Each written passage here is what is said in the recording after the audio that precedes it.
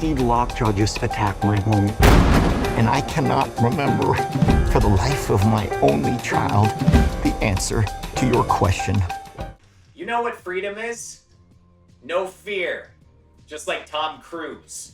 Hi, I'm Austin Sweebelman. This is Bomb Squad Matinee. Behind me, I've got a series of dudes. Introduce yourselves. Hi, I'm Jungle Pussy. No, I'm Tanner Richard Kraft. Fuck. That's her actual stage name. I shouldn't do that. That like it sounded like a joke in the movie. That's her actual stage name. Stop laughing, Cody. I bet that's really cool if you listen to her music. Batman.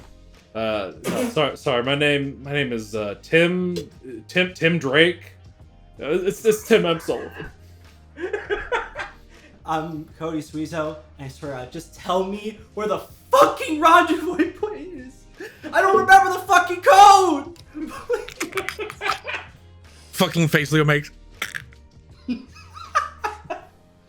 Tonight, we're going to be talking about Paul Thomas Anderson's very loose adaptation of Thomas Pynchon's 1990 postmodern fiction novel, Vineland, made for somewhere between 130 million to 175 million American money dollars. This movie joins the ranks of films like Babylon, White Noise, and Mickey 17, where a big film studio gave an art house director a truckload of cash to make whatever the fuck he wanted. To put that amount of money in perspective, in 2020, U.S. Congress gave the Missile Defense Agency additional funds so they could launch new satellites for hypersonic missile tracking. That entire project also cost $130 million. But unlike every Disney live-action remake, this appears to be money well spent. With a fucking 95 score on Metacritic, one battle after another is being hailed as one of the best movies of the fucking decade. But before we jump into this 3-hour epic from one of the most highly regarded directors of the 21st century, we're gonna blow off some steam with a really silly warm-up question. Gentlemen, what is your favorite movie where they say the title in a line of dialogue? And we're gonna start off with Cody. They don't say it in Mac and Me. I went through the entire script. They do not say it in Mac and Me. But thankfully, I saw a really good movie this year that said it a good few times, so I'm covered. I'm talking about Friendship, of course, starring Tim Robinson and Paul Rudd. This movie is just really good. It might be my movie of the year right now. But oh my god, it's super funny. It's kind of suspenseful. The way it makes you cringe, I would go off all day about it, but really good movie, would recommend. That is my answer. I heard there's a new PTA in the theaters. It's supposed to be nuts. Is that the first time anyone's brought up Friendship on anything Bomb Squad related? I think so. It's so good, though. Shit. Cody endorsement goes a long way. I'm not gonna lie. I gotta see that shit now. We'll need to do a bonus episode. We'll make it happen. Hey, Tim, what's your favorite movie where they say the title in a line of dialogue? Well, I just gotta say that one of my favorite lines in cinema history has got to be, forget it, Jake, it's Ghost in the Shell. My answer to this question, I'm gonna go with It's Such a Beautiful Day, which I would say is Don Hertzfeldt's masterpiece and one of the most impactful movies I've ever seen. It's fucking an insane piece of animation. And when that line hits you, it just hits you like a fucking freight train, because you see this man kind of coming to terms with his own death, and then once he realizes it's on its way, he has to suddenly start appreciating the beauty around him, and then he just says it. It's such a beautiful day. Fantastic movie, fantastic he said the thing moment in a movie. 5 out of 5. Back to you, Austin. It's Such a Beautiful Day is one of those movies where I deeply suspect Paul Thomas Anderson fucking loves that movie. Did you guys say that's a safe bet? That feels like one of those that he's seen and he loves it. I could for sure. Just like Venom 2. That's not a joke. Around the time Licorice Pizza was coming out, he had an interview where he's like, yeah, me and my kids saw the new Venom movie. It rocked.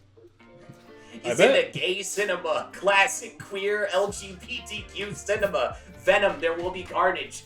Tanner, that's another movie where they say the kinda. Tanner, what's your favorite movie where they say the title in the line They of say it in the dialogue? previous movie in the case of Venom. Not gonna lie. When you told me this question, a single line of dialogue seared through my head at 1,000 miles an hour that I have no choice but to say it. This is not my answer, but I have no choice but to say, that's it, huh?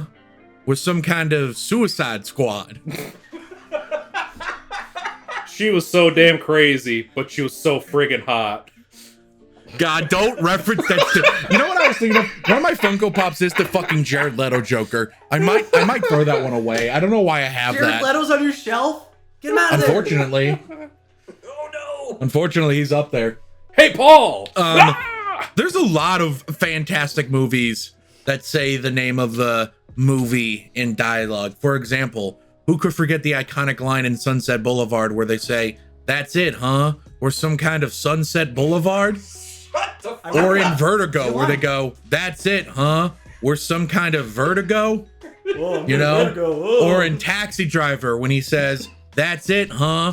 Or some kind of taxi driver. Or in Blade Runner where they say, "That's it, huh?" Or some kind of Blade Runner. Or in Ghostbusters where they say, "That's it, huh?" Or some kind of Ghostbusters. Or in Back to the Future where they say, "That's it, huh? You want to fuck your mom, you weirdo?" Great line. Congratulations. Anyway, You did it. The Simpsons I, rape uh, joke.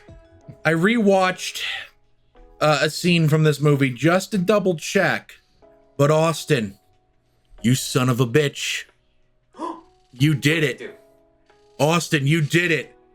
I can bring it up in an organic way because about halfway through the 2025 movie There's no way.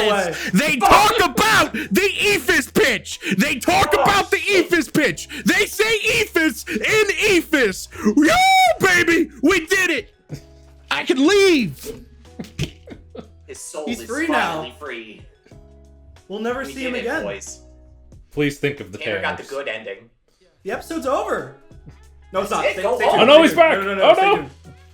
No, guys, you gotta stay. Don't touch that dial. I want to shout out the Letterbox account. Do they say the title? What, is that a They give real movies count? 5 stars or half a stars depending on if they say the title. That would have been really useful. Though sometimes they give like partial titles. Like for example, for the movie Boogie Nights, they give 1.5 stars because they say nights in the movie, but not Boogie. No boogie? Damn. All the Matrix sequels get 2.5 stars because they say the Matrix in it.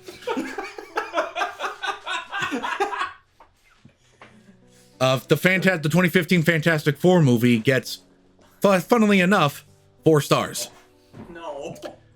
Please. It's They didn't say fantastic. Fan Four. They didn't say Fan Four Stick. Yeah, Yeah, that's the problem. War of the Worlds. This is the only account I follow on Letterboxd that gave War of the Worlds 5 stars. The war. Stay consistent. Yeah. All right. Back to you, Austin.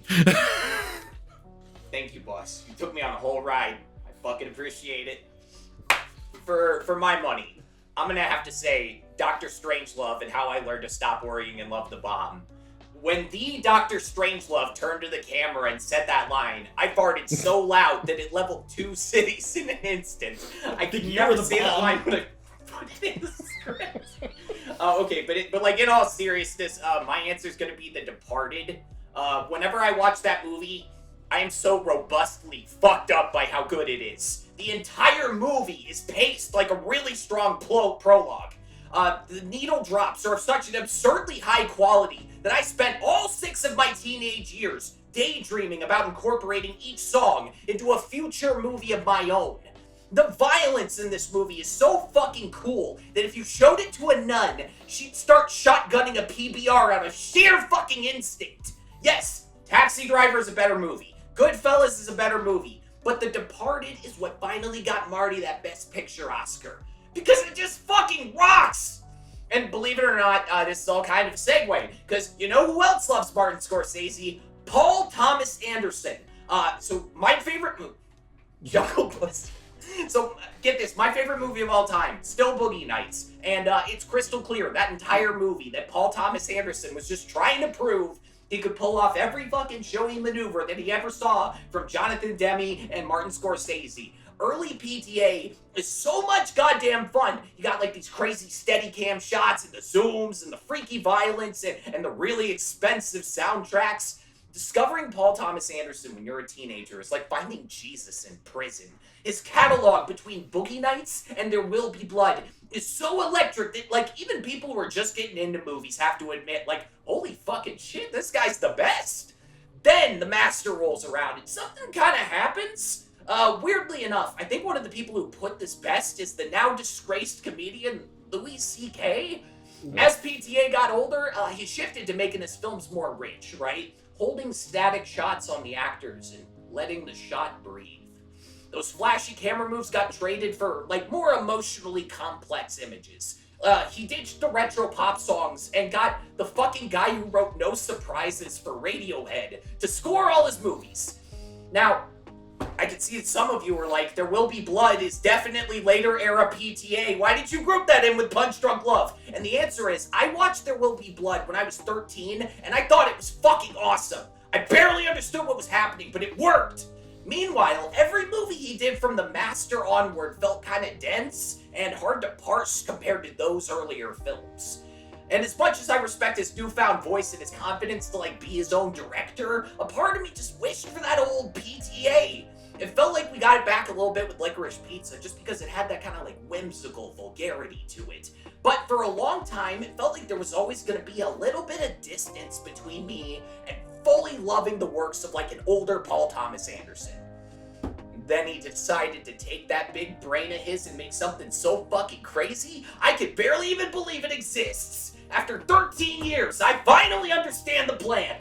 Only a newcomer from a showbiz family could make Boogie Nights, and only an industry darling with 28 straight years of critical acclaim could ever get handed $130 million to adapt a fucking pension novel into an action movie.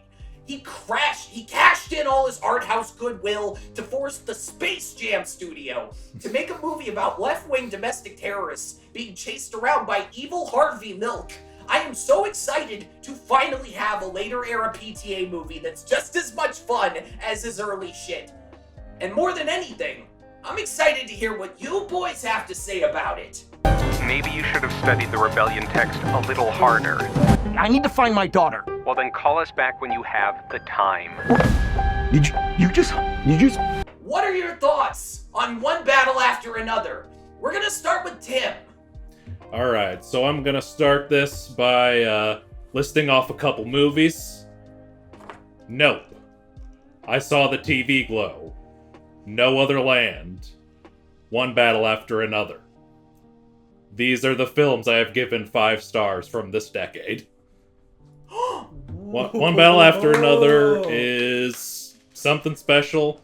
I actually wrote quite a bit about it on my Letterboxd review. Let me just pull that up. Fuck Donald Trump. So, One Battle After Another. Fantastic film. I went into the Licorice Pizza recording not being super familiar with PTA. Like, I'd seen Punch Drunk Love. I watched There Will Be Blood right before getting into that one. Since then, I've watched most of his movies. I still haven't seen Hard 8 or Phantom Thread. One of these days, I'll watch those. But, seen most of them. Seen a couple of them on 35, including Boogie Nights, which was Fuck you. Electric. You will do better, Tanner. That's your problem. Just you wait. Just you wait.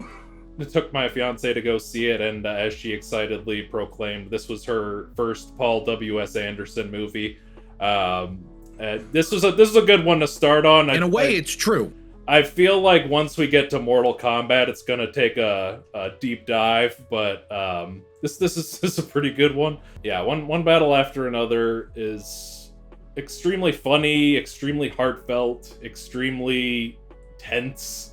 I think something that this movie does really well is that I feel like a lot of well-meaning, left-leaning people kind of delve too hard on just doom scrolling, just a constant deluge of doom scrolling.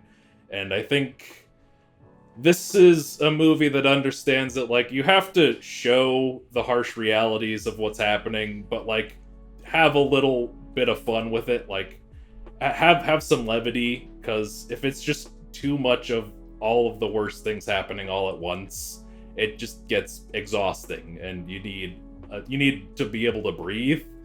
And I think this movie does do that. That being said, it is just a crazily paced movie where it kind of just, it starts and then, like they say, it's just one battle after another. It just keeps fucking going and keeps you on the edge of your seat for 2 hours and 42 minutes. I think this is probably my new favorite PTA. Might even be new favorite Leo performance. I think he is just so good in this movie. He's such a great, just stoner dad trying to do his damn best. I think what's great about his character in this movie, and I kind of didn't even really notice until the very end, is that, like, he doesn't really have a moment where he comes and triumphantly saves the day. The whole movie is just him trying so hard and just fucking up every single time, getting fucked up every single time.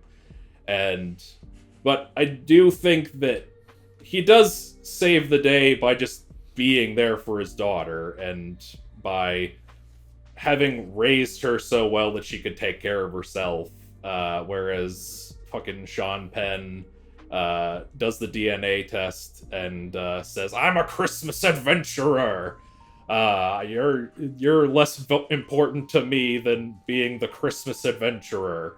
But, you know, Leo is not the stepdad. He is the dad that stepped up.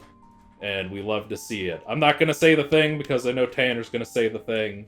But just know it's felt. Excellent movie. Movie of the year. If something manages to beat that in the next couple months, that's a fucking triumph. Back to you, Austin. Mm-hmm. Oh, you can see the Nuremberg movie just like with the sniper rifle in the back of the church. You know the quippy that one? Nuremberg movie. Yeah, the quippy The quippy one. Nuremberg movie?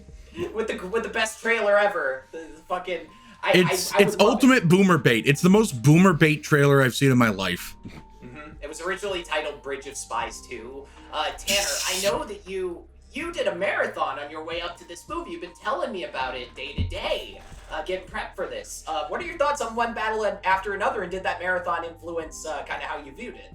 That's right, yes. I rewatched, well, in the case of Heart 8, watched for the first time, and then rewatched the rest of Paul Thomas Anderson's filmography. A lot of these were movies I haven't seen in years. And over the course of that binge, I kind of just discovered something, that Paul Thomas Anderson is absolutely like in my top 5 favorite directors, probably top 4. If I had a Mount Rushmore of filmmakers that appeal to my specific sensibilities, that Mount Rushmore would be Richard Linklater, Steven Spielberg, Sam Raimi, Paul Thomas Anderson. I think that covers the gambit of the filmmakers that appeal to me most specifically. As I rewatched at the time Paul Thomas Anderson's 9 movies, I found myself compelled to put 5 of those movies on my all-time favorite movies letterbox list. Those movies are in the order that they came out.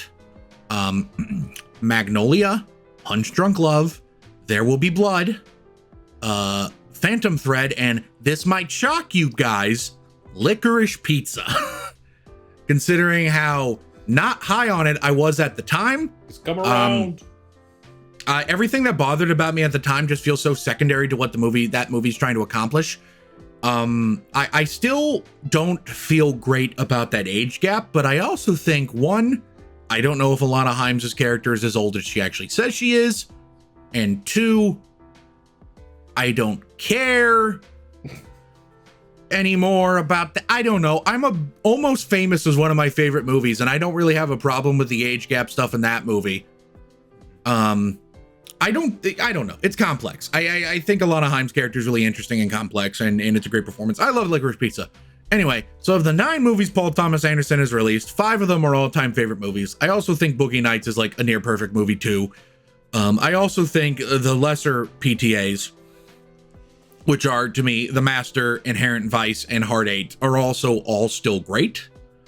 So One Battle After Another represents Paul Thomas Anderson's 10th movie, and unlike a lot of other cowards out there, he plans on making more beyond 10. I'm not referencing anyone in particular when I say that.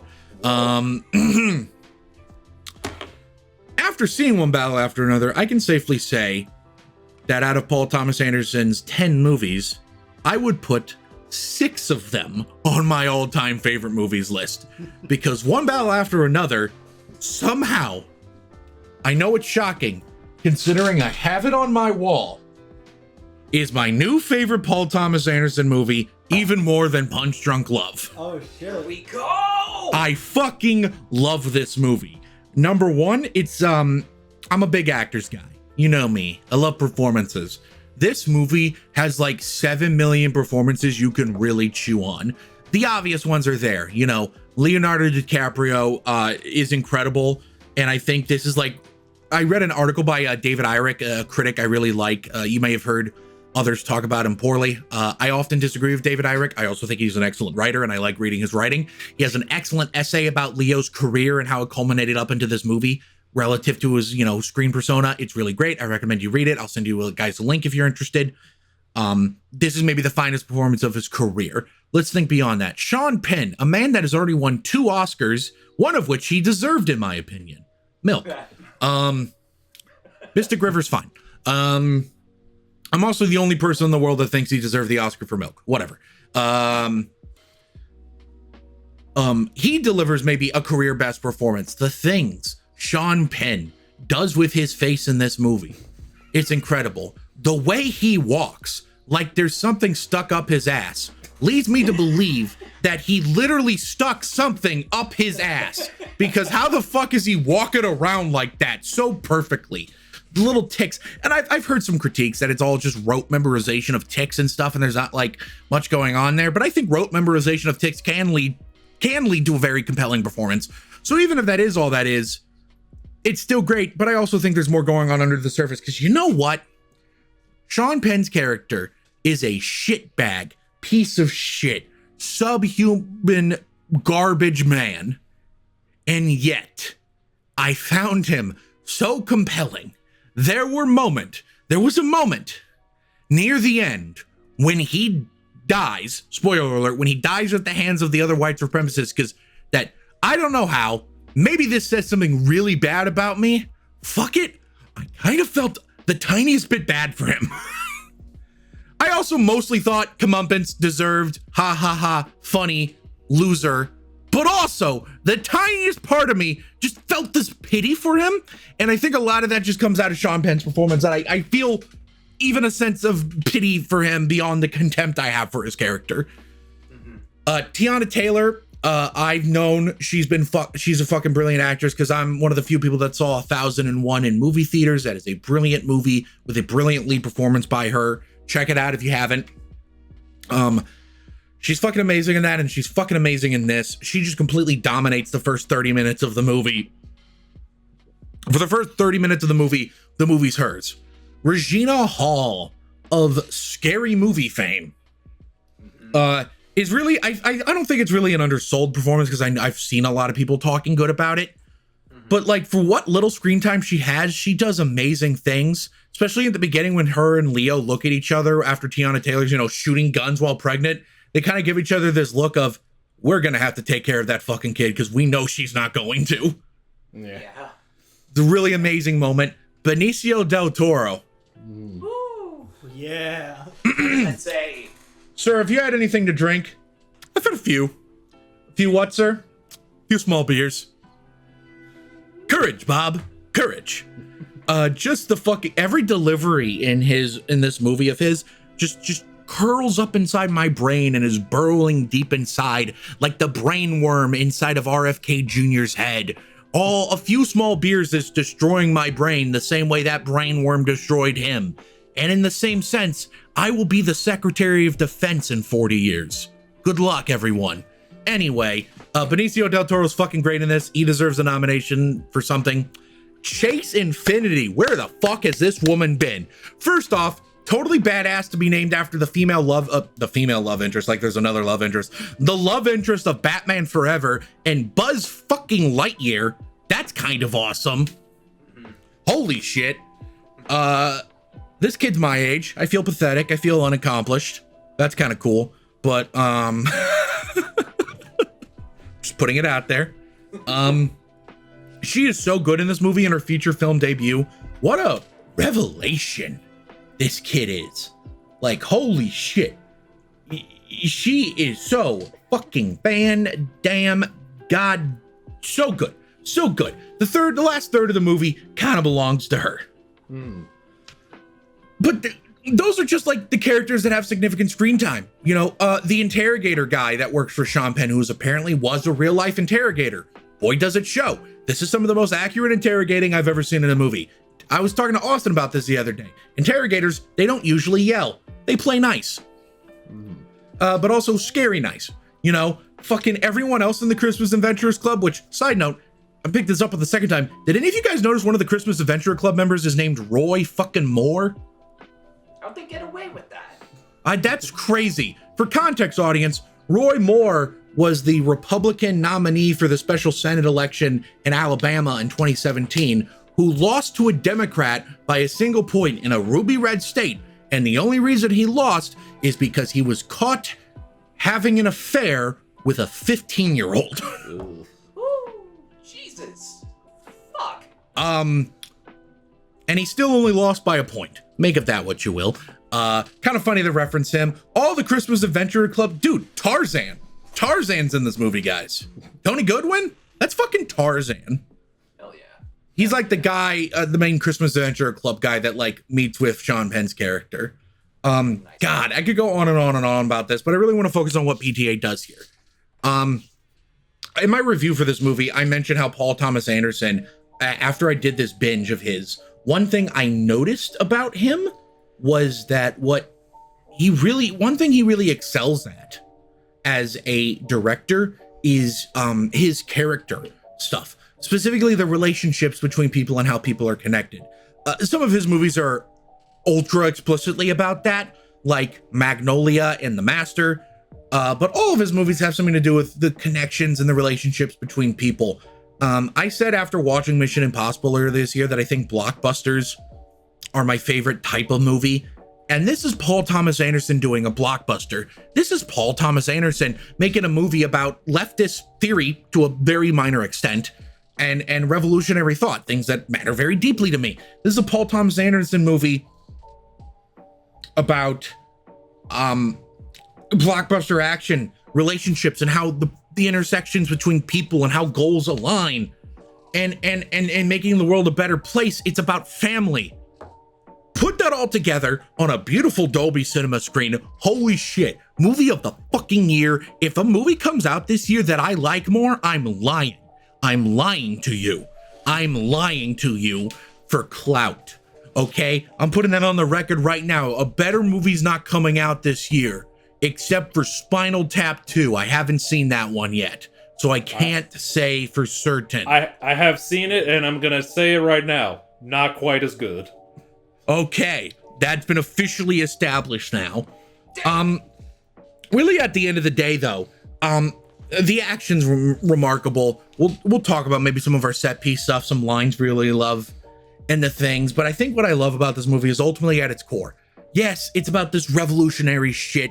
It's about white supremacists entrenched in power structures in this country. It's about, to a very tiny extent, leftist infighting. It critiques like what truly makes a difference. Is political violence actually an effective tactic? There is a lot of points being made here with how the French 75 at the beginning of the movie, yes, at the very beginning of the movie, they successfully, release a camp of people. That's heroic. If you ask me, that's a good act. After that, though, they just bomb a bunch of fucking empty buildings and then kill a security guard. Yeah. What are they accomplishing there? I think that's an interesting thing. Contrast that with, Sensei Sergei doing his Latino Harriet Tubman thing back at his place. fucking love the way he says, I got a kind of Latino Harriet Tubman thing going on at my place. Just so chef's kiss, that line in his delivery. Strip away all that. You know what this movie's about? This is a movie about a father willing to run to the ends of the earth to save his daughter. Does he succeed? Arguably, no. But at the end of the day, he was there for her when she needed a shoulder to cry on. And before that, he raised her to have the tools necessary to function and survive.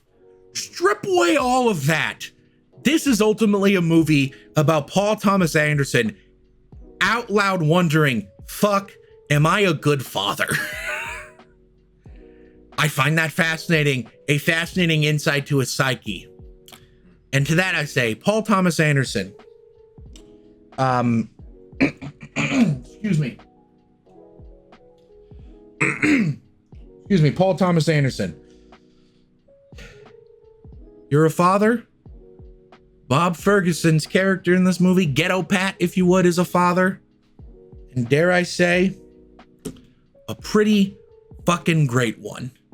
And to that I say,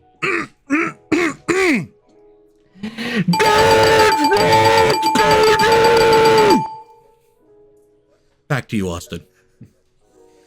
Jesus Christ, I felt the fucking wall shake in my house. It's a good thing I'm moving out at the end of the month. What are they gonna do? My neighbors evict fucking me? hate me. Yeah, what are they gonna do? Evict me? They already got all the rent they're gonna get out of me. Very well said. Extremely well said. Good, thoughtful thoughts. Cody, I don't know what the fuck you think about this movie. I have literally no idea. Are you kind of in the same boat as Tanner and Tim, or did this movie kind of swing and a miss for you? I did make my Letterboxd review very vague for a good reason, didn't I? But let's scale back a little bit. Let's go back to me, for example, because, you know, if you haven't noticed by now, I'm not the biggest cinephile of the Bomb Squad.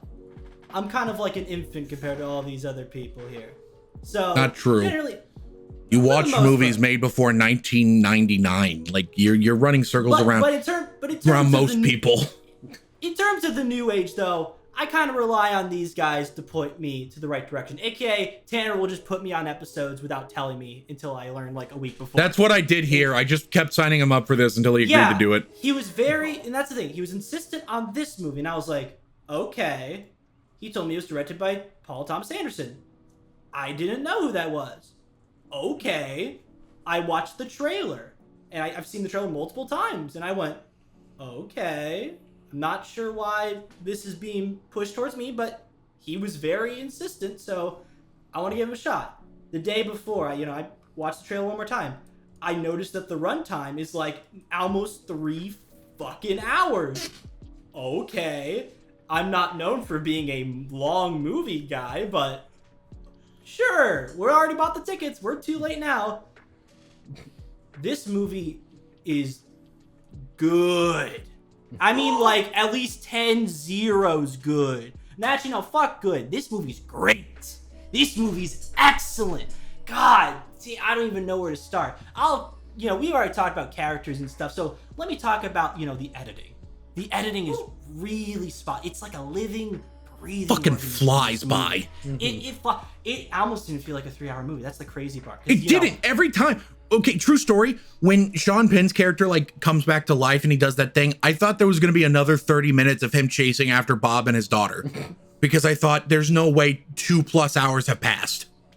Yeah, no, it's crazy how the editing just makes everything feel intense. Not only just the editing, but the score. I'm surprised nobody brought up the score yet. This might be one of the best scores in like a long fucking time. I don't remember which review I heard this said before, and I wish I could quote them, but they said something along the line that this score kind of feels like a character in of itself.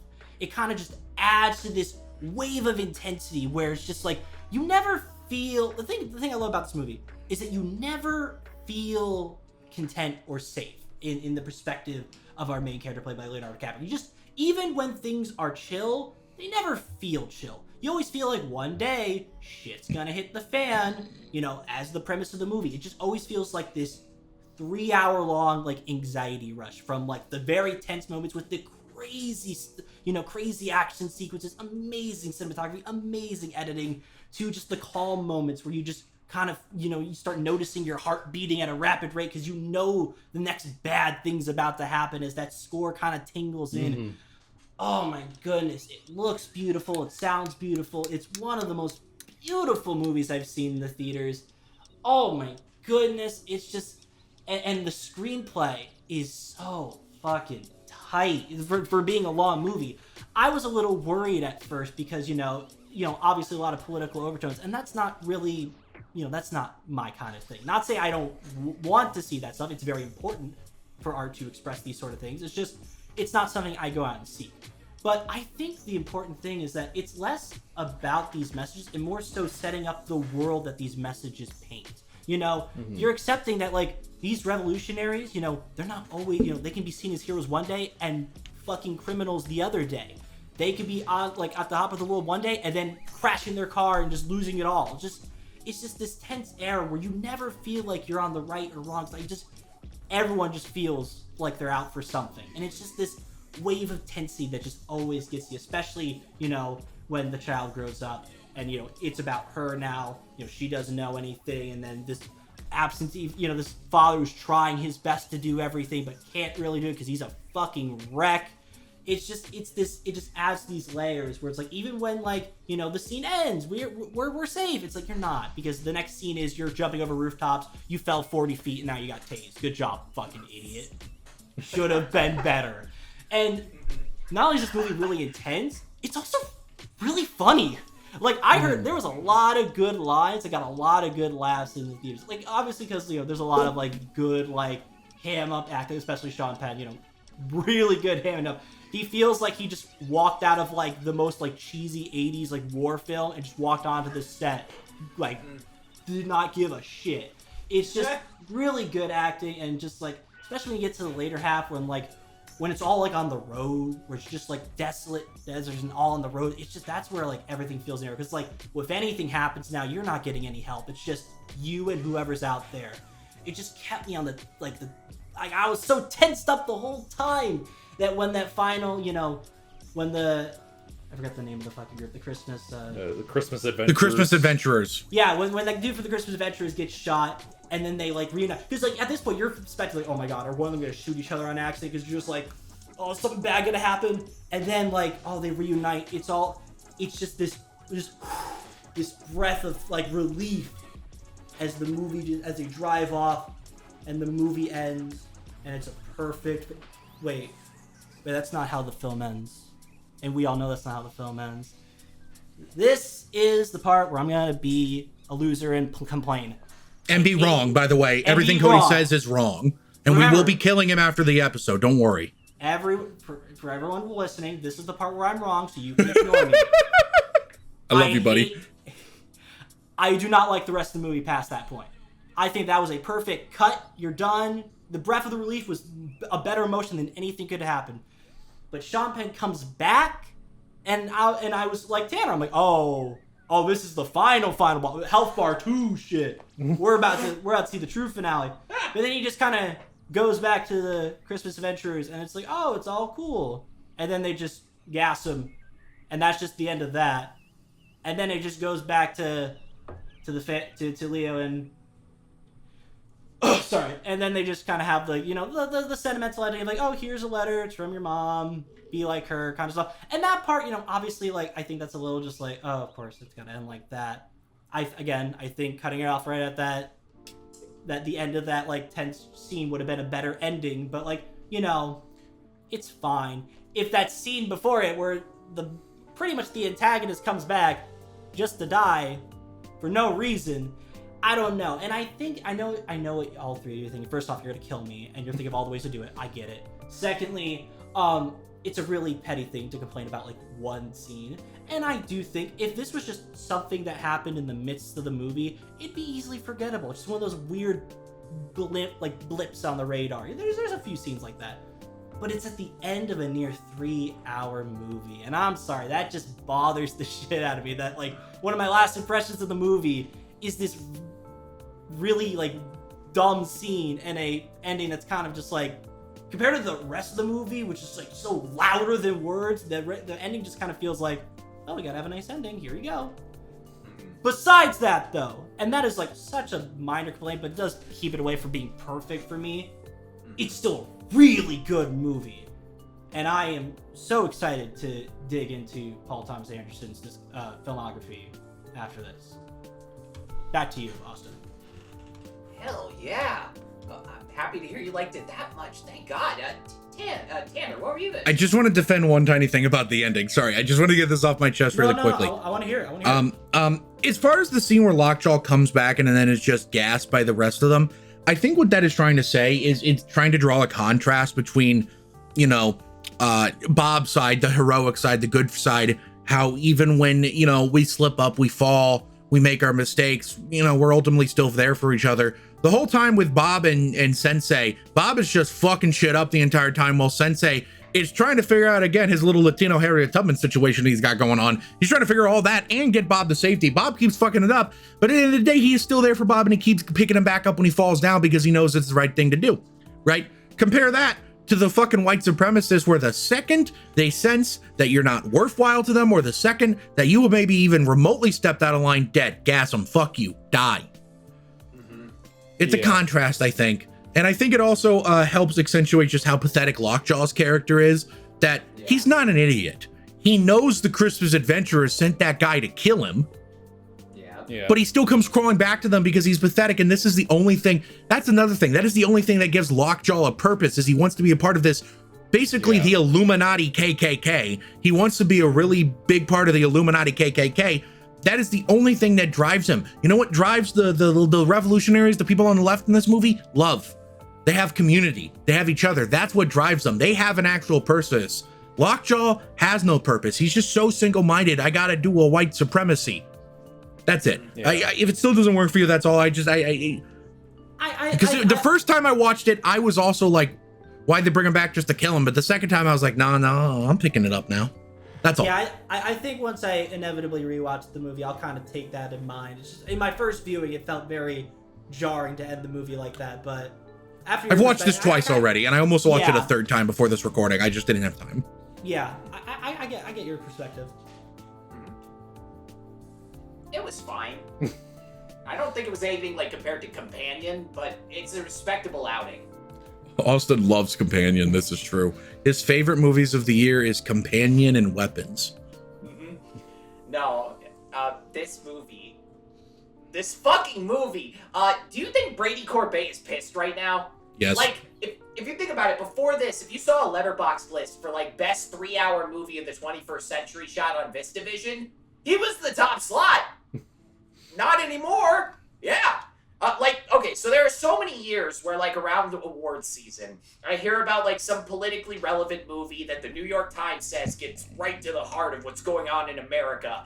And then I watch the trailer and I go, oh, fuck me. You know, like, when I bought my IMAX 3D tickets to see women talking, I wasn't, like, super pumped. There's a certain, like, neoliberal dominance in Hollywood that kind of limits how far you're allowed to go with your bold artistic statements. And I kind of just, like, I've had to keep eating leftover Sorry to Bother You for the last 7 years. But now we've got this movie that begins with, like, left-wing revolutionaries freeing people from a detention facility and blowing up buildings. And not just that, this movie accurately depicts the way that young revolutionaries kind of tumble out of the movement because they have kids, or they're too sexy and toxic, or they get executed in a sting operation because the sexy toxic one got threatened with jail time and flipped immediately. This movie features a scene where the military call in some random dude to throw a Molotov at a protest so the riot cops have an excuse to break out the rubber bullets. This movie has Christmas-themed Illuminazis who gas and incinerate a guy who's on their side because he maybe had a biracial kid 16 years ago. It turns out that, like, Jerry Frick's character in Licorice Pizza was just PTA getting used to writing racism, which he used in this movie to great effect, in my opinion. Plus, holy shit, I said I wanted the old PTA back, and here he is!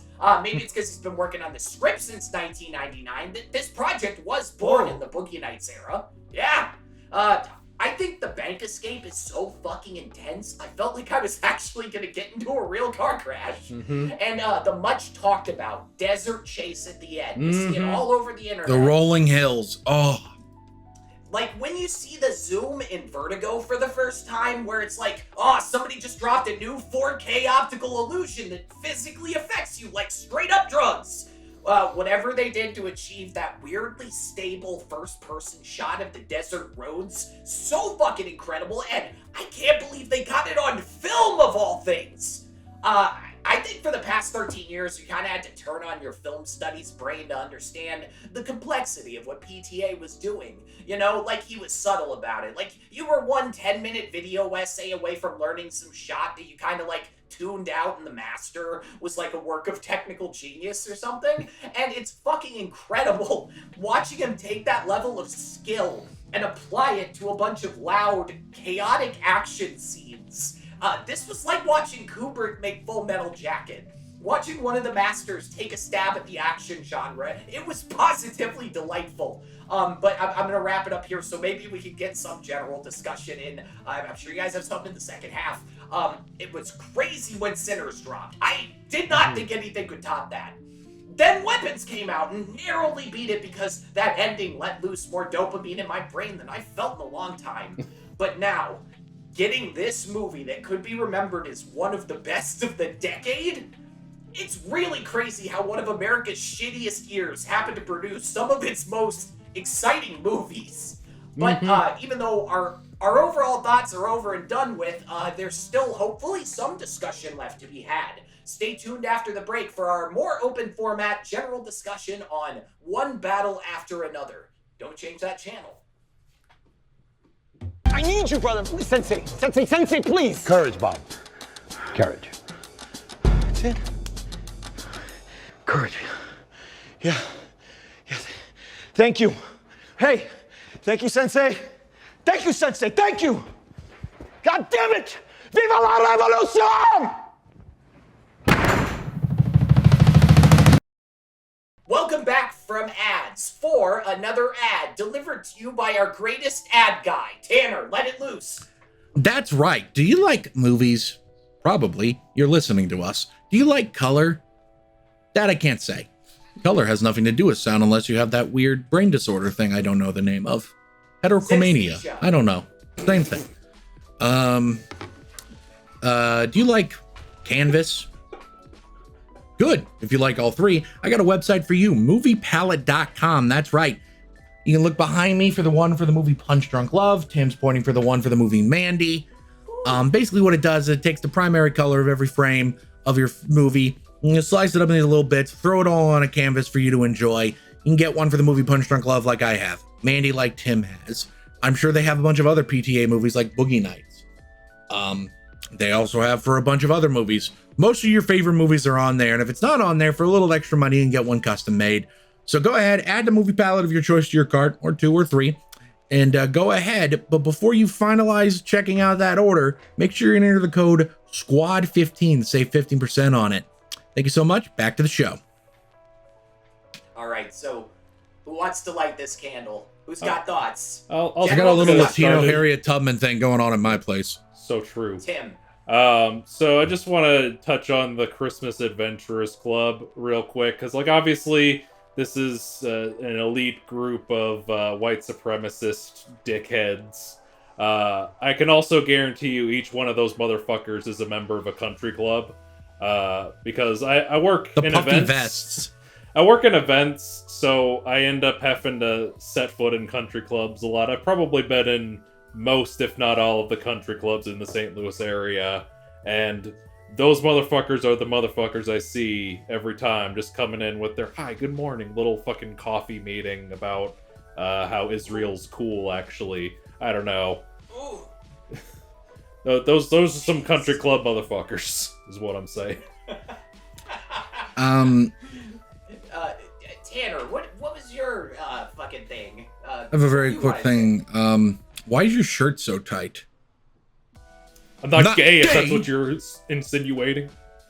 I love the way he says I'm not gay, because I swear to God, he says I'm not gay the same way that fucking Law and Order SVU thing says, man, I am not gay.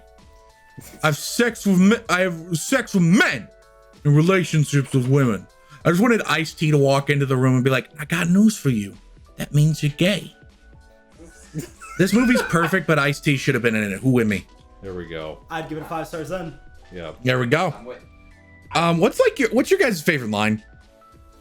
That's really tough. That's really tough. Like, A bonus difficulty. You can't say a few small beers. That was what I was gonna say. Fuck you. that one is good, but again, back to the Christmas adventurers. I just keep thinking of Merry Christmas, Hail Saint Nick. That just gets me every time.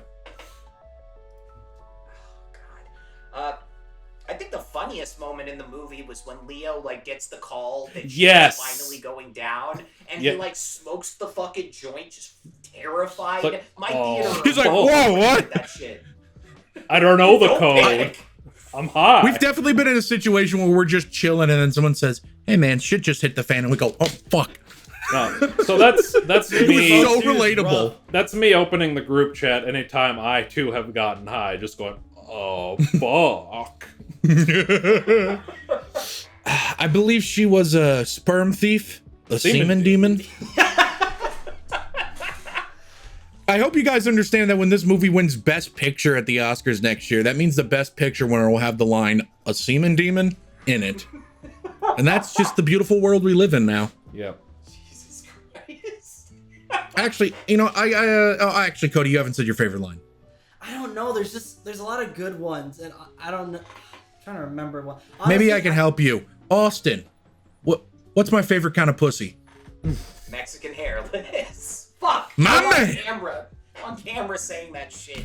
Actually, speaking of the phone, one of my favorite lines. It's a very subtle line, but it's during the fucking Leo going. What I think I know time where you're is going. it?" I think I know where you're and it's going. Just, and then in the background, just hear 8:15. Yeah, Sensei Bob, Sensei again, who is dealing with his own disaster. And there's a really wonderful line where like Bob says, "I'm sorry I brought all this shit to you, man." And Sensei just goes, "We've been under siege for years." Yeah. Yeah. Really beautiful thing. Oh, in that same scene, first off, I want to say the skateboarder is my favorite thing ever. Paul Thomas Anderson doing parkouring skateboarders, amazing. There's a really awesome part about that where Sensei yells at this kid for being on his phone, like, "Hey, I need you to hustle, lock the fuck in." And Leo mistakenly thinks Sensei's yelling at him. He's like, "I'm not on the phone, I'm charging." Yeah. Everything with the Battle of Bacton Cross is incredible. It's such a great. Can't forget this film's original title. Or, sorry, BC project. Its second title, The Battle of Bacton Cross. Yeah, Soggy Bottom. Fuck, I forgot. This movie had so many titles. Yeah, Soggy Bottom was licorice pizza. I'm fucking with you. Oh, God. Blue Harvest. There's a thing I wanted to say, so have any of you, like, checked the box office on this shit recently? No. Listen, I don't want to talk about that right now. For a PTA movie, it's doing spectacular. For a movie that cost $130 million, less said the better. I think this movie's gonna get enough buzz at award season that it doesn't really matter if it goes. I agree like with that. Full Sinners Yeah. and makes its money back. It's this year's Fablemans. It's got like big Shawshank energy. Like if that Seth Rogen show, The Studio, was half true, you know that this movie's producer Sarah Murphy is doing fucking kickflips right now, even though the box office is looking like kind of grim. I think there's a certain point where you make a movie that's so fucking good that it's just like prestige for the studio and it doesn't matter if it breaks even. Well, Like, he fucking did that, in my especially for the kind of year that Warner Brothers has had at the box office. Before this movie, they had 7 movies in a row open at $40 million or more at the box office. Those movies were, I believe the streak started with Sinners. Mm-hmm. Then after that, I want to say was Final Destination Bloodlines. Yeah. Something between that and Superman. A couple movies between that and Superman. I think Superman was like, because it was like. Let's Google Warner Brothers 2025, because I know it wasn't the best start for them, because like one of their first movies this year was Mickey 17. I'm sorry, the streak did not start with Sinners. Oh. I'm an idiot. The streak Oh, no, I started remember. with Minecraft, There. then Oh, Sinners, no. Wait, then Final Destination Bloodlines. wait. Did a fucking Minecraft movie subsidize a Paul Thomas Anderson film? Listen, the less we talk about this, the better. Okay, I'm looking at it now. A Minecraft movie opened with $40 million or more. Sinners opened with $40 million or more. Let me double check this before I say this confidently. I mean, I have the list, so I'll know if you're right or wrong. Oh, are you? Wait, okay, well. Cody's our contact at Warner Brothers. Okay, I'm sorry. Final Destination Bloodlines. Okay, so Minecraft, Sinners, Final Destination Bloodlines, F1, Superman, Weapons, The Conjuring Last Rites, which made a stupid amount of money. I didn't know Conjuring had motion like that. And this was the first movie they've made after 7 in a row distributed. The first movie they distributed after 7 in a row that was not a total box office smash. F1 is maybe more arguable, but I think Apple paid for that more than Warner Brothers did, so that's fine. Final Destination Bloodlines made Google bucks relative to his budget. Sinners did too. Weapons did too. Superman was a great start for the cinematic universe, and it made great money. And The Conjuring Last Rites made a stupid amount of money. And the Minecraft movie made me want to kill myself, but it also made a lot of money. I don't think Warner Brothers cares because most of their movies have made them so much fucking money this year that, oh, the movie that wins 5 Oscars, including Best Picture, probably in a few months, didn't make all its money back at first. That's okay, because we're going to have it in our catalog for the next 50 years. And between VOD, what little physical media sales is left, and licensing it out to other streamers if it's not outright on HBO Max, they're going to make the money back in the long run. Yeah. And the prestige, it's an investment in the prestige. After the Project Popcorn in 2021, where everything went day and date HBO Max, Warner Brothers had to rebuild its relationship with filmmakers. So the fact that they went out of their way to give $130 million to a filmmaker whose previous highest grossing movie only made $75 million, and most of his movies, he hasn't had a movie break even in over a decade. The fact that they were willing to give him $130 million and just put their ass on the line for it shows that it's telling filmmakers you can make your movie at Warner Brothers again. After they lost Nolan, it was all hands on deck. So, not to get too much into the weeds of the business side of it all, because who really gives a shit if we get good art? But yeah. Incredible. I wanted to.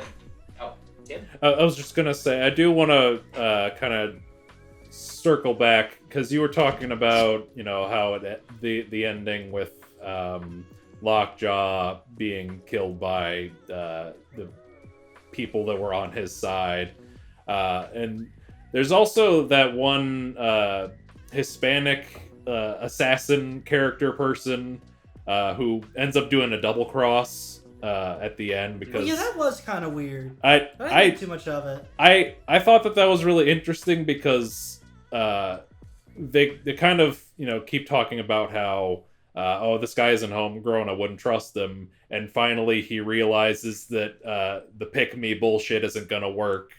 He's not gonna be the one that they change their minds about, so he just fucking murks them all. He's like, I'm not gonna let these fucking Nazis kill a kid. Yeah. So I thought that was I appreciated that more on the second viewing too, because I think I picked up on them like saying shit about him more on the second viewing. So I thought that was a really interesting kind of small side character they put in there to kind of hammer home that message that like the people at the top don't give a fuck about the people who help them. One thing, I was watching PTA talking about some influences like he picked up from this movie. Oh, you found him talking about this movie? Yeah. Like movies that influence this movie. Like you got the Battle for Algiers influenced this movie so much you put it on the television and the font is kind of, or the Battle of Bacton Cross was like kind of an allusion to the Battle of Algiers.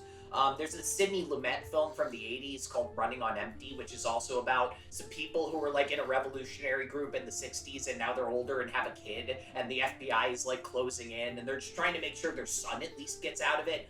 That's another one.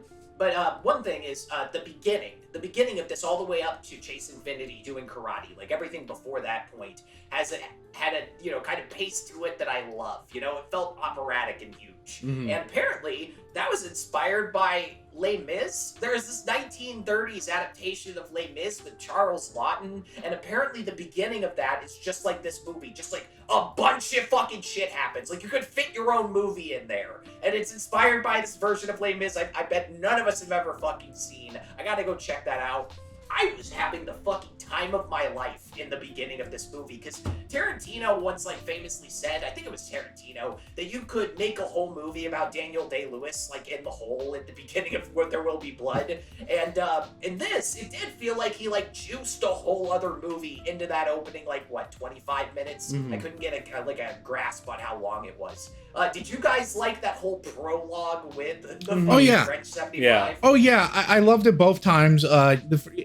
In part because of how well it contrasts with what Sensei was doing about, I do think at the end of the day, the French 75 probably was being successful because Sensei clearly respects them. But it's questionable how much of what they were doing was successful outside of freeing camps. Also, like you said, it almost works as a perfect movie in of itself. Dirty Work is the best needle drop in this movie, but also only the fourth best needle drop of the movie. You know what I mean? When it cuts to Dirty Work, and this is a true fucking story, guys. The second time I saw this movie and Dirty Work started playing and it cut to Chase Infinity doing the karate shit, I don't know what the fuck happened. I started crying. Interesting. I don't understand why. And other people have said they've been doing this. I don't understand why. I don't understand why they cried. I don't understand why I cried. I just know I cried. I guess I had to think of that. Maybe it's this is that this is the beginning of her journey and things are about to get fucking rough. Yeah. This is the last normal few hours of her life. Yeah. It's a good cut between the prologue that sets everything up, which I think does everything really beautifully, and then just this large chunk of the movie where you're in the current situation. You know what? I think I got emotional, at least in part, because the same reason Leo did. Oh, thank God. This didn't fuck her up. Yeah. Aw. That's sweet. Yeah. I didn't think of it like that.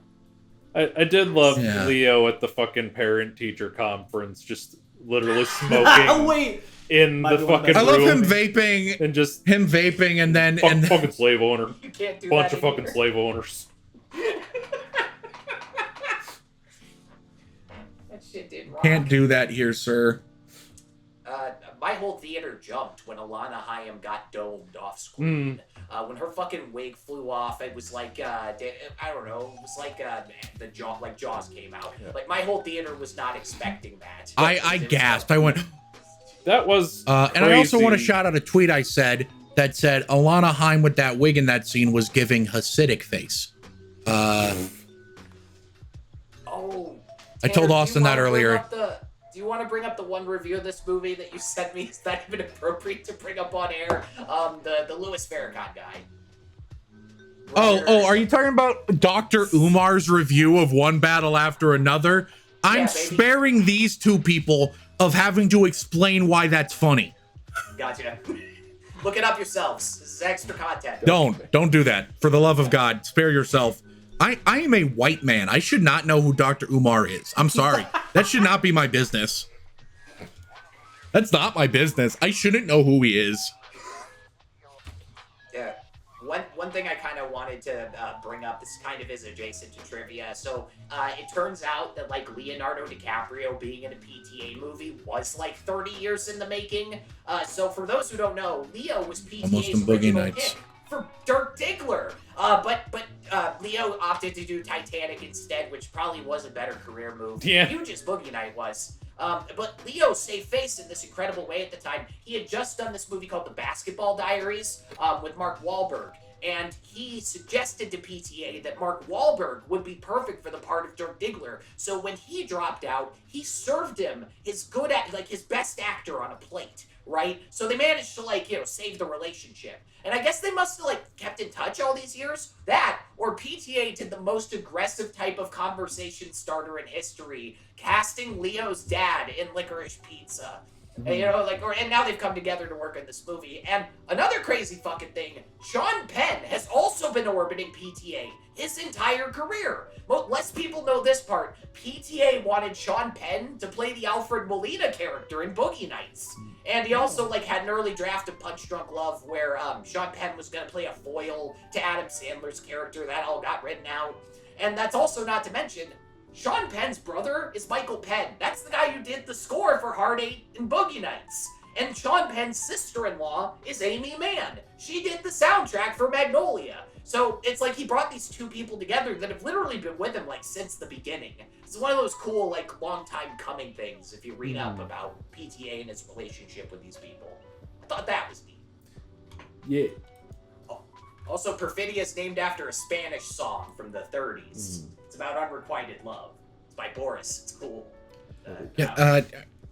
I'm sorry. I know I keep doing this. You know what another line that made me laugh my fucking ass off was? What? Was when Leo was just just out of curiosity, what was the fucking password anyway? Time doesn't exist, yet it controls us anyway. Oh fuck you! Oh, fuck you! Because you know what? As soon as the guy said that in the movie, you know what I was thinking in my head? Oh, fuck you. Yeah. Literally, we've all met, maybe not Cody, but at least the rest of us that kind of operate in more leftist spaces have definitely met that type of motherfucker. The guy that's more concerned with reading theory than, I don't know, praxis. Not to get too leftist on Maine and literally say the word praxis for maybe the first time in the 200 plus episodes we've done, but or at least maybe since Judas and the Black Messiah. Black Messiah. The episode no one's seen. No one has seen the excellent double feature, this and Judas and the Black Messiah. Not at all. They barely have anything to do with each other. Baby. That's true. Ghetto Pat, great name. I have a coworker named Patrick that I call Pat. I've been resisting the temptation to call that guy Ghetto Pat for a week. No. I told Austin this and he laughed out loud in his office. It is funnier when you know Patrick. He's a very unassuming white He guy. is very much not Ghetto player. Pat. Yep. Now he's in IT. He's a great guy. Love Patrick. We love this guy, mind you. Yeah. But he's not Ghetto Pat. That's the last thing he is. Jesus Christ. That line about the hair. What was it? Tanner, you said someone did something inappropriate in your showing and laughed at a moment that just objected. There was a very beautiful, sincere moment in this movie that made me tear up the first time I watched it, and it definitely made me cry the second time. Where Leonardo DiCaprio, when Sensei's driving him around, Leo's just reflecting on his past as a father, and he just simply says, "Fuck, man, I don't know how to do her hair." I thought that was a beautiful, poignant, wonderful thing. And the Asian guy next to me laughed at that line. And I still don't know what to make of that. And I only specify he was Asian because when I told this story, Austin asked the question, was the guy black? Because I could understand if it was a black guy laughing at the, the idea of black woman hair, a white guy not knowing what to do with that. I also asked that same question when you told me this story.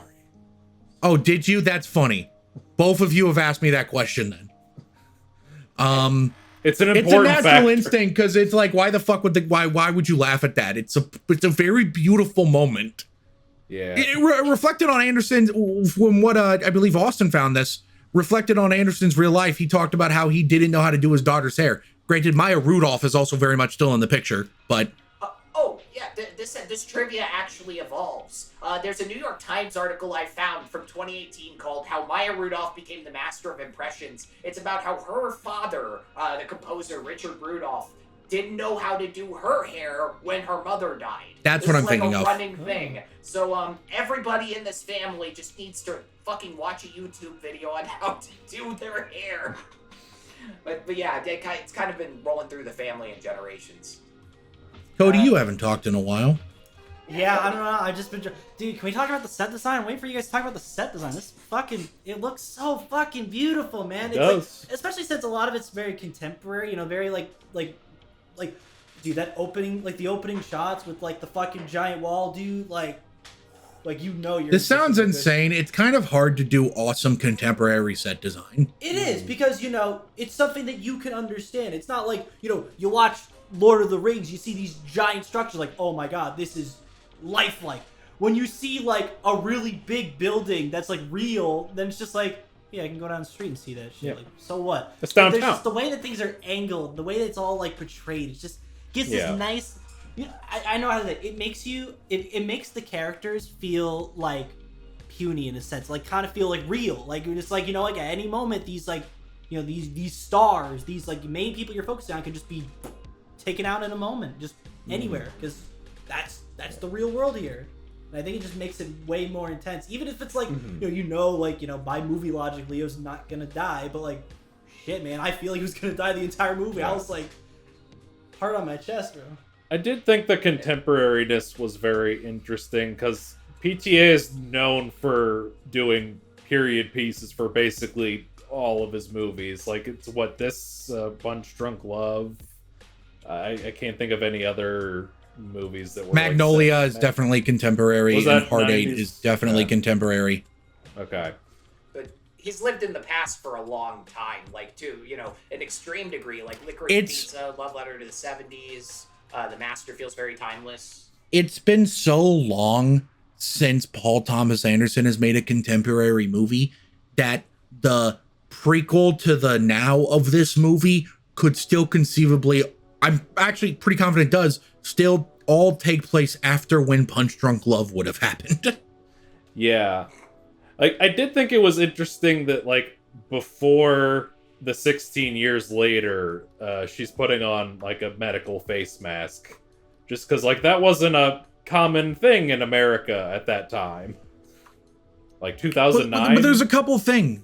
Maybe it might have been 2009, but when they were doing the perp walk with her in the wheelchair, you notice the cops were taking selfies with their smartphones, That's right? true. That's true. Smartphones existed in 2009. The first iPhone came out 2 years prior, but were they that ubiquitous yet? I don't think so. There's an interesting thing. And also, let's just throw this out here. I didn't notice this in the trailer. I didn't notice this either time I saw the movie, but I saw a tweet point this out. The medal that Sean Penn's character gets at the beginning of the movie before he goes, the funniest fucking thing, by the way, when he fucking does his little walk with the flowers up to the thing and then goes back to get the fucking battering ram when she doesn't open the door, he gets that Medal of Honor, right? Did you guys notice what that Medal of Honor was called? No. They called it the Nathan Bedford Forrest Medal of Honor. Do you guys know who Nathan Bedford Forrest is? Vaguely. Well, in modern times, you might know him better as, in universe, the man that Forrest Gump is named after. Oh. What he is in history is the first Grand Wizard of the Ku Klux Klan. Jesus God. In this world that one battle after another takes place in, there is a Bedford Forrest Medal of Honor. Yeah. Oof. What's going on here? There's some interesting stuff going on here. It's such a throwaway thing, but I think it's very telling that this world clearly takes place in a world very similar yet very different to our own. Not that it's not, Austin and I talked about this. It's not like alternate reality sci-fi shit. It's mostly our world. Maybe it's telling that a world that has a first Grand Wizard of the Ku Klux Klan Medal of Honor award doesn't look that different from the one we live in. Maybe that's telling. I don't know. It's such a subtle thing. They detain a bunch of high schoolers at prom. Yeah. They bust into a prom and detain a bunch of high schoolers. It's interesting trying to see like where the sci-fi lines are. And there's an interesting thing there with speaking of the prom thing. I was talking about this with you, Austin, how out of all the characters that are interrogated about Willa, who flips? The NB. The non-binary one that I'm pretty sure self-proclaims themselves an activist. Between that and the fucking I'm more worried about code word theory, stop triggering me guy on the phone line, and the fact that a lot of the leftist shit going on in the beginning of the movie seemed to just be violence for the sake of violence as opposed to with a purpose. I need to watch this a few more times to really dig into that, but I think there's some interesting critique going on there. I'm not saying that the movie's like, well, the extreme left is equally as bad as the extreme right. No. The movie is not saying that. It is just making some pointed critiques towards the left that I find interesting. I think part of it, at least my interpretation, is that the non-binary person, if they are taken to wherever they're taking these people, they're probably going to be treated a lot worse than the rest of these people. So they have a lot more to lose. That was my take. More than the Mexican person when this is an immigration control thing, though? Yeah. Bluto don't break. By the way, Austin told me this. The Bluto kid has an excellent thing where like the interrogator says, do I look like your parents? And Bluto says, yeah, kinda. Apparently he improvised that. Oh, God. That's a good one, too. Tiana Taylor also improvised the I felt like Tony Montana line after firing the gun, and PTA liked her delivery. That was one of those as well. Good shit. God, this is like, there's another interesting thing. I was also telling us, again, going back into like what are the leftists accomplishing in this movie? What's the operation where it all goes to shit for the French 75? Robbing a bank. When does it all go wrong? When Tiana Taylor's character shoots that security guard, arguably innocent security guard, but in the middle of that, Jungle Pussy is going on this long-winded rant about like, this is what black power looks like at a bank, not an investment bank, your normal everyday, I deposit my money here bank. Yeah. 95% of the people at a I invest my money here bank are normal people. There's only going to be a handful of people that are like doing investment shit there. Yeah. I think that, again, it's just really interesting how it seems like, at least to Tiana Taylor's side of that thing, kind of lost sight of what they were doing there and was just kind of doing it for, because clearly there's a thing where Tiana Taylor seems to only get turned on when the guns or the bombs are involved. She wants to fuck Pat after they do the operation or they free everyone. She wants to fuck Pat when he's putting the bomb together. She literally says, fuck me while the bomb goes off. And her attraction to Sean Penn's character, which I think there's an interesting thing there. I think it's genuine attraction from her. Seems to be this weird attraction to the power, the thrill, the excitement, the danger. That's not to say that Tiana Character's character doesn't care. I think her character clearly does care about the cause, as it were. Mm-hmm. But also, there's a bit of a selfish, I come first, I'm here for the excitement thing. And contrast that with Regina Hall's character, who, as far as I can tell, doesn't break, and she is going to be sent to prison for the rest of her life, but she never breaks. Yes, Cody. I think the interesting thing about her character is like she kind of represents like the thrills in this movie, and the second she's out of the picture, it's kind of a more blunt, scary reality for everyone. I agree. It's like, like all the excitement where it's like, yeah, we're revolutionized, like kind of disappears, and it's just kind of more just like bad things are gonna happen. You guys got to make moves. I think that makes it a lot more just interesting and doesn't feel. It's real. It's scary. It's real scary. That's why I never felt like it was being like over or ham-fisted with its messaging or anything. And it doesn't feel like one of those movies. It feels like a genuine, just like, this is a genuine story. And I like that a lot. Absolutely. Let me pitch you guys something here. I just want to tell you guys this real quick because I read this on r/true film. Multiple people posit this theory. The letter that Willow reads at the end of the movie. Now, when I've watched this movie, I just interpreted that straight up, that Tiana Taylor's character wrote that. I have seen a lot of people online and give decently compelling arguments for Bob being the one to have written that letter because he is still trying to put Willow's mother on a pedestal for her sake. And when she finished reading that letter, she immediately recognizes that Bob wrote it, not her, and that's why he goes over to hug him. I don't think I agree with that interpretation, but I think it's an interesting one. That's about where I'm at. I think it's certainly possible, but I guess I like to believe that she sent it, and so I choose that this is canon. Yeah, and at the end of the day, I think it's the big thing there is like, does it matter who wrote it? Yeah. If she wrote it, if he wrote it, I know it's an attempt to set an olive branch, but at the end of the day, who was there for her growing up? It wasn't her biological father. It wasn't her biological mother. It was Bob. Bob was there for her, not those other guys. The dad that stepped up. Yep. Austin, I feel like I've been taking over for the last like 20 minutes. I'm sorry. No, not It's just at all. that good. Yeah. We got about 7 minutes left. Is it okay if I drive this thing home? Yeah. Until like 90 minutes. Okay. Oh God, I didn't realize it's been going on for that long. I still feel like I could say a billion things, but I'll spare you guys. Righteous. And once again, we've run up the timer because unlike this movie, we don't have $130 million to burn. So we're moving on to final thoughts about one battle after another. We're going to start with Tim. Yeah, this is an incredible movie. New favorite PTA, new favorite Leonardo DiCaprio performance. It's a really fun movie, really intense movie, a really funny at times movie, a really important movie because this is just not the kind of story that we get in like big motion pictures anymore, ever. So just the fact that we're getting something like this is remarkable, especially on this scale.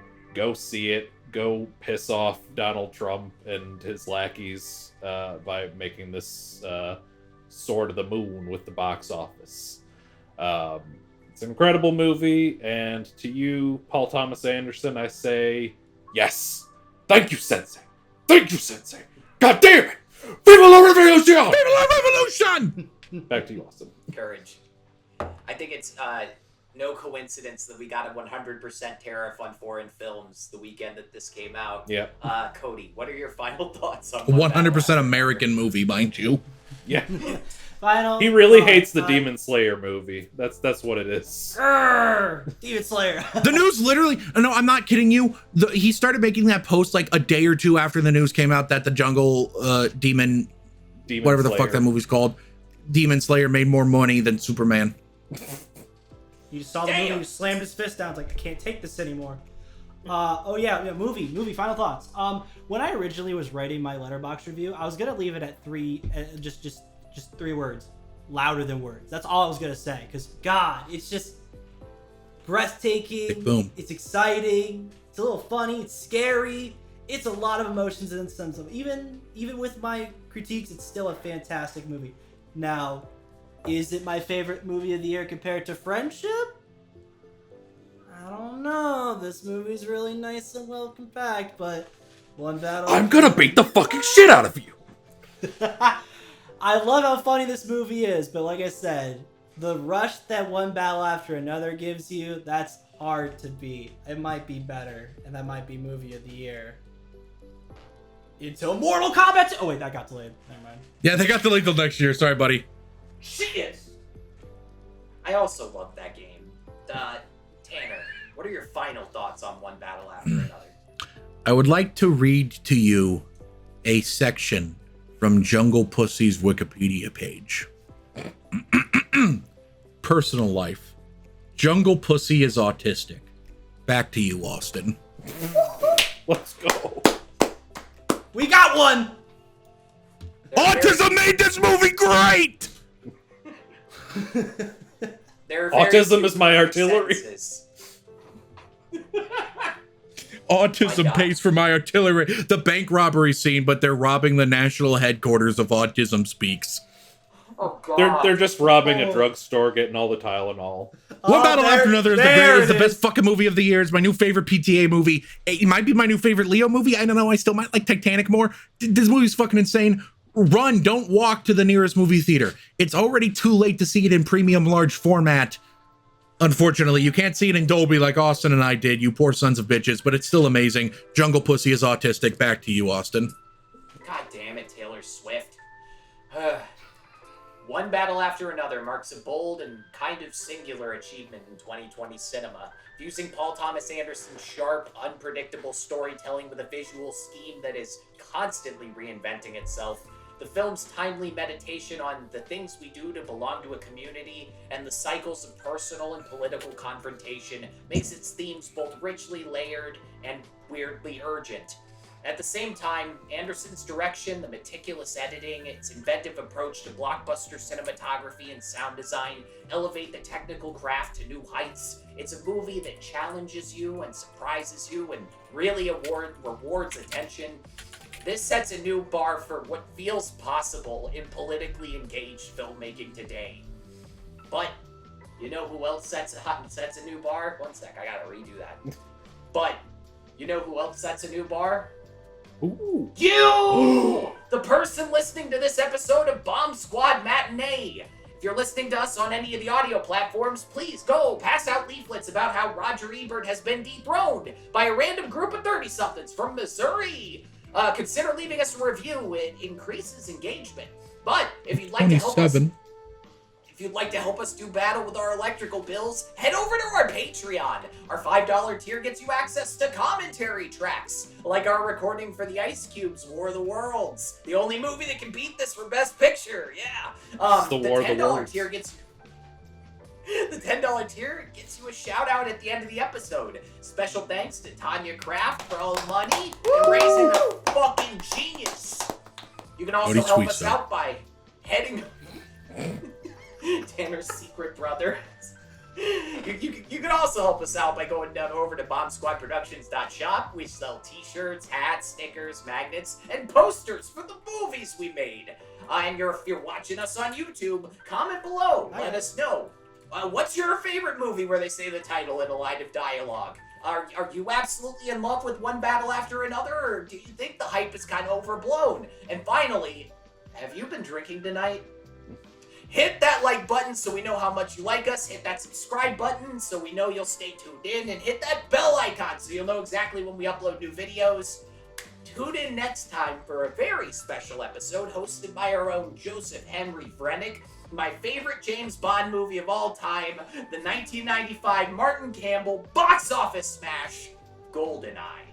Yeah! Thank you one final time for tuning in. I would like to end on a quote from Vineland. A camera is a gun, an image taken is death performed. Images put together are the substructure of an afterlife and a judgment. Good night. Green Acres, Beverly Hills, and Greenville Junction. Jungle Pussy versus Octopussy. Who would win? That's not the code. You are being assassinated. That's fair.